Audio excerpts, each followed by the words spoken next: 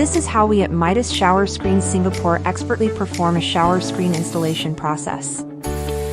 Step 1. Prepare and measure the installation area. Our team will prepare and measure the installation area to ensure the level and stability where the shower screen will be installed.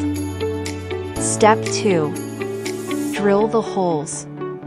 Carefully drill the holes into the walls, ensuring each hole is level and aligned for the shower screen brackets. Step 3. Attach the brackets. Firmly secure the mounting brackets to the wall using the appropriate screws and wall plugs so they are tightened properly to support the full weight of the shower screen. Step 4. Install the shower screen. The shower screen will be thoroughly installed, ensuring that the panels are aligned correctly and firmly secured. Step 5. Apply silicone sealant.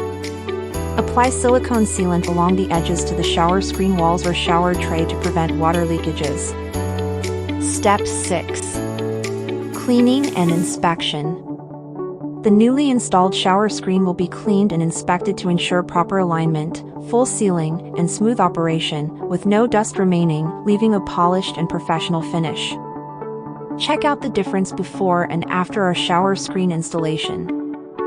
Do you need expert shower screen installation services in Singapore?